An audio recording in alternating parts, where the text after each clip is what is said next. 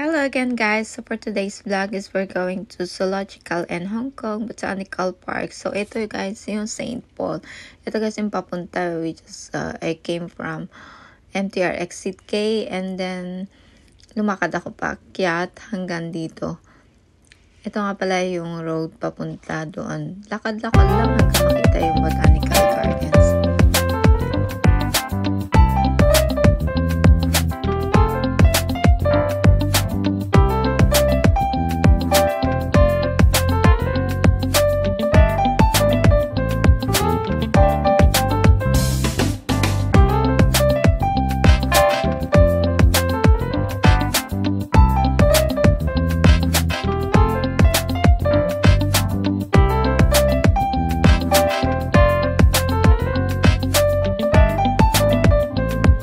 Guys, if hinahanap niyo yung Consulator Embassy ng United States of America dito sa Hong Kong, katabi lang ito ng church or katabi lang yung papuntang lapit along the road siya.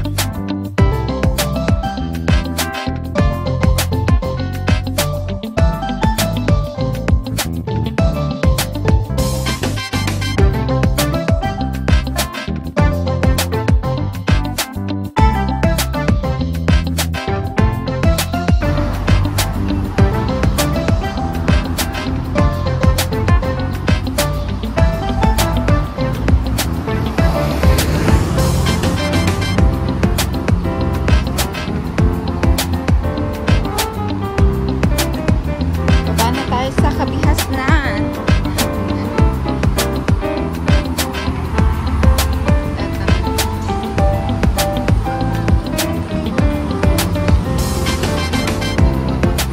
Bana.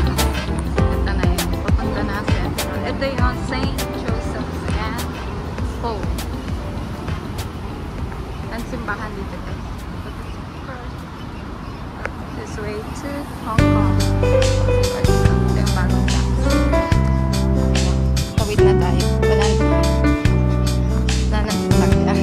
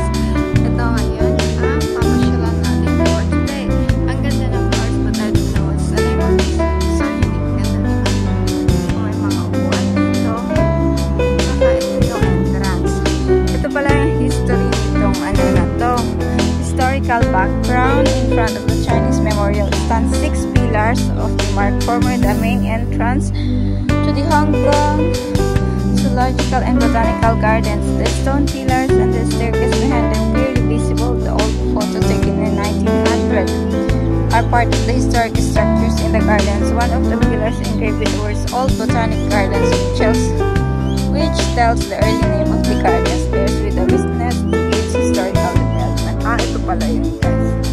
Yung history nito. Okay, tara res. Akyat na tayo sa taas. Let's see. Free entrance guys. If you want to visit this botanical garden, it's free entrance. Katabi lang siya ng St. Joseph and Paul. Yung simbahan. May monkey dito. May birds. Ano pa?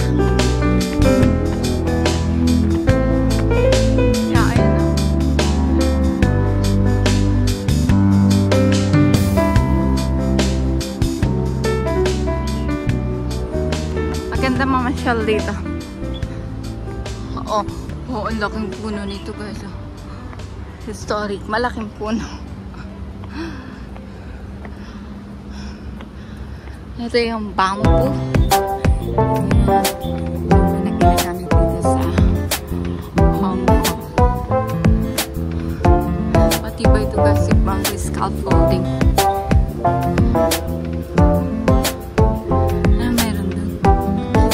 Punta rin muna dito. Let's see what's inside.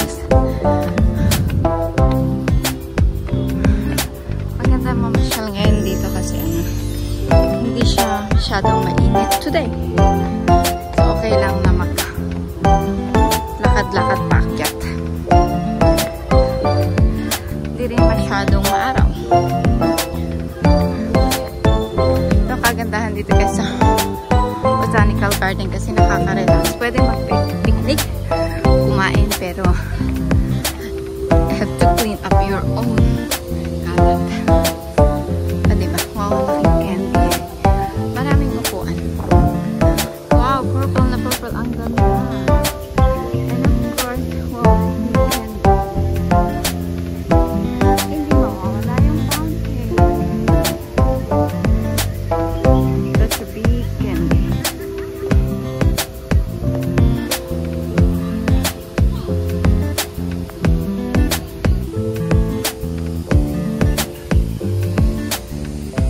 Doon ako galing.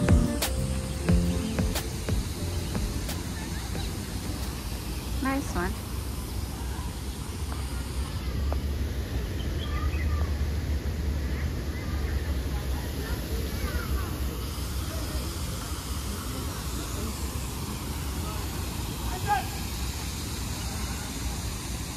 Meron din dito. Iba, marami sa Pilipinas itong flowers na to. Diba?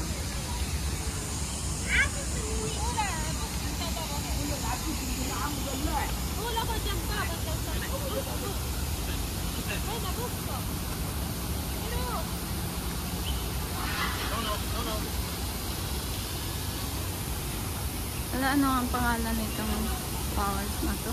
I don't know. Ito, oh, ang cute. Pundo. Oh.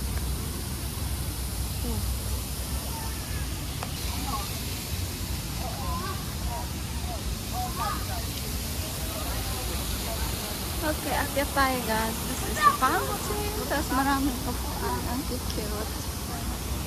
Oh, ito pala yung fountain historical background. The original fountain was built in 1864. Ang tagal na nito when the garden was opened for forming the local point of the gardens. Oh, the fountain is about 6 feet in diameter and featured the central column 20 from the United Kingdom. From UK. It was dismantled in 1832 to facilitate the construction of the underground reservoir. Having under the city reception, the alteration over there is including the renovation in 2010. The fountain remains important of the landmark of the gardens. So, ito pala yun guys. Yan yung kwento niyan. Okay, maraming puno dito. Now, let's go up. Diba? May maraming tagalinis. Tara, hiking muna tayo. Sana uunahin natin. Not bad. O, dito si King Kong. May OC. May free wifi sila. Saan ka pa? Tapos may King Kong. Nandito si King Kong, guys. Ito naman. Pupuntahan ko ito mamaya, guys. Nice painting. It was very good painting.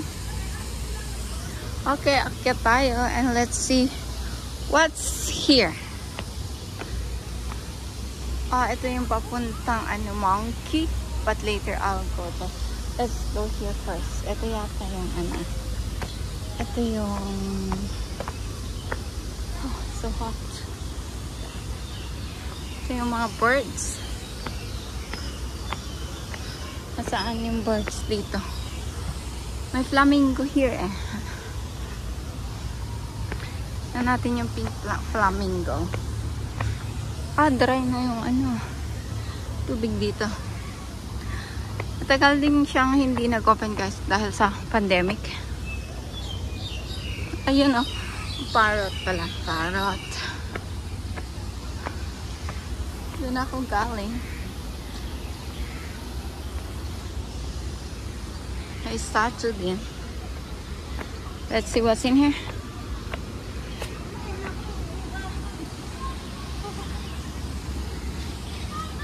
come here in Apiary, red built. Ayun, yung white. Black face spoonbill. Yun pala yun.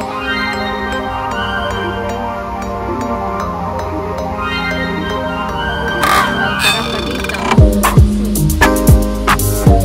Oh, ito yung pato.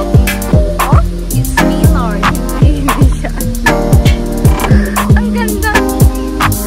Lord sila mahalin. And of course, let's see what's in here. Wala, nagtago na sila. Ito yung apiary. Ito ng pabo yung Hawaiian goose.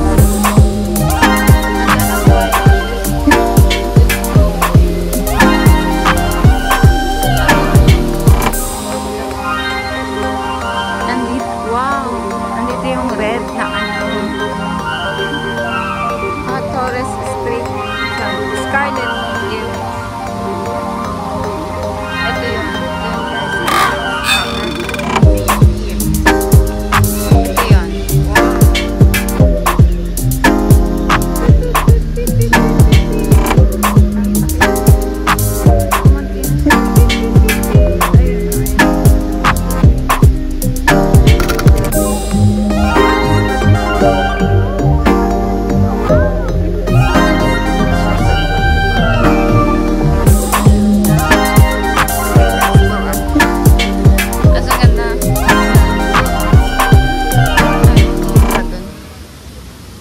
Ayun o, ang dami.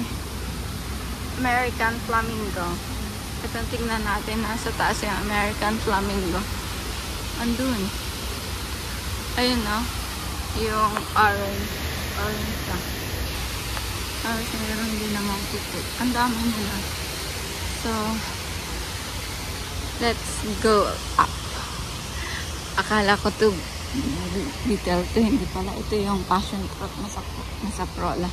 Tapos ito yung famous bamboo nila for scaffolding dito sa Hong Kong. Actually. Okay, let's go up. Dito yata yung way na to. Ang history naman ni St. George VI. Medyo maputik yung mga daan. Kasi